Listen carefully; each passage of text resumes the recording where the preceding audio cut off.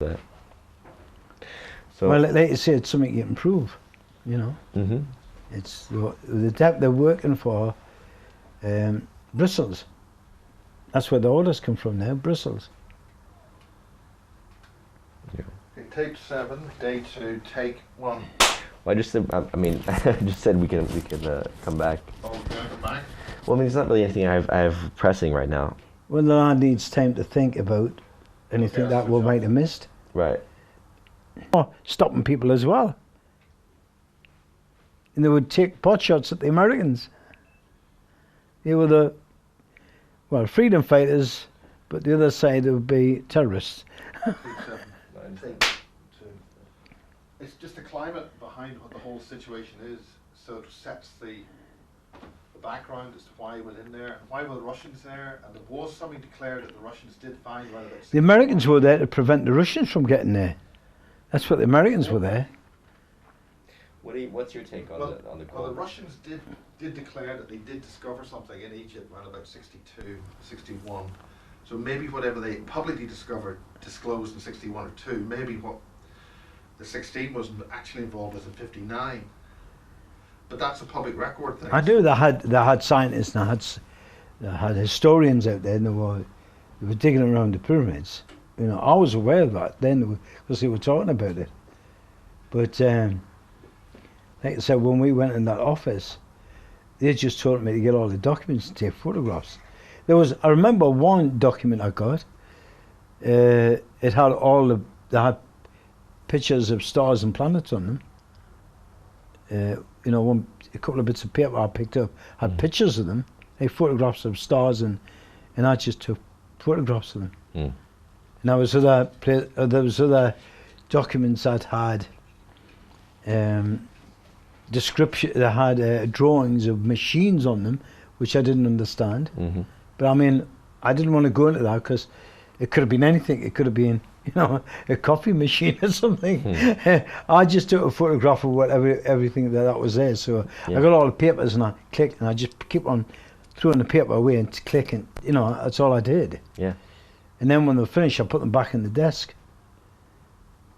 So, you know, and then we locked the place up and got. It only took a couple of minutes to do all that. And when I got back, I developed it myself. What was the technique that you used to get? Remember those tests, the ninja training when you're staying in the circle and they're trying to see if you can get an egg off of the log over there. That's not ninja training. It had nothing to do. Ninjas couldn't do it. It was just an initiative test. It was the first start of working out what I could work. It was just testing me, you know, how I react to things and how I work things out. What it was, they were done by the officers, where this office was, which was all broken down, by the way, and the windows were broken. They were sitting in the corner eating and having their meals. They had a yarn of tea there, and one of them came out with a piece of wood about that size, about an inch wide, with a bit of a groove on the top, and he stuck an egg on it, and he placed it on the stone, and he says, right, come up here, and we went, I don't know, about what, 30 yards, something like that, right? And he says, I could just make out the egg sitting on this piece of wood, and he gives us some string. He says, whatever you want, you can go and get now. He says, the object of the exercise, I want you to get that egg off that piece of wood, back up here to where you are now, and I'm going to draw a mark. He drew the mark. It was concrete plus dust, and he marked it right out. He says, I don't want you to walk outside that circle. Right. You're Says, 30, this 30 is yards. what you've got. 30 yards away. 30 yards away. And I'm looking around, and something like that distance. Anything you want, you can get. But once you've got it and you step in that circle, you're not allowed to walk out that circle again. And you stand here, and this is what you got. And they give us a dog clip and some string. That's all they give us. And they said, whatever you want. There was bins of some rubbish in, cardboard boxes and things like that, you know, little cardboard boxes inside this bin. So I'm not going to tell you how it's done at this moment in time, but I will show you. I picked some things out of that rubbish bin. I went back to the circle, and they said, you won't get any lunch if you don't pick that object. You're not going to tell me how you did it? I will tell you how I did it, right? Later on, when, I'll explain to you. So I had to get the egg from the bottom up to where I was. So all I had was string. The place was tin like this. There was steel bars running across that held the place together. Okay, so the object was to pick the egg up, get it back to me without breaking it. Right? But rather than tell you, I'm going to have to show you. I'll let you show you how it's done. Now I had an SAS officer came up, and I didn't put the egg there. All I said, I want you to get this bit string, this carabiner, this dog clip. In my club, I've got girders there. I want you to get this carabiner through the girders, down to the bottom, so that the string went through the girders, right, to the bottom girder, past the bottom girder, hanging down. I want you to get the carabiner back to yourself. He spent 2 hours, couldn't do it. Couldn't do it at all. He couldn't. It took nearly an hour just to get the carabiner through the first girder by throwing it. But he couldn't get it to go any further. It was going up and down, he was pulling it, and he couldn't make it do anything. You asked Peter, Peter's seen it done, haven't you? In the club now, I put them through an initiative course where I place, the weights that you use on dumbbells. I put one of them at the bottom of my hall, lying on the ground. It's hard to pick up with your fingers, okay, and they have to stay at this end of the hall. So down there is the weight lying on the floor. From here, they've got to get that weight off the ground. It hasn't got to touch the ground. It's got to come up to them, and they have to grab the weight then, but it hasn't got to touch the ground. These were all parts, these were all initiative courses to enable me to look at something and work something out, like locking the doors, for instance. It's all part and parcel of that, to get the brain to think in a certain way. Mm-hmm. So I just tried to get this SCS officer just to get the string back, and he couldn't. He tried everything. He was really frustrated. He was giving, "Are you going to show us?" I said, "No, I'm not going to show you. I'll do it," but I didn't show how I pick things up. Why should I? He's not doing anything for me.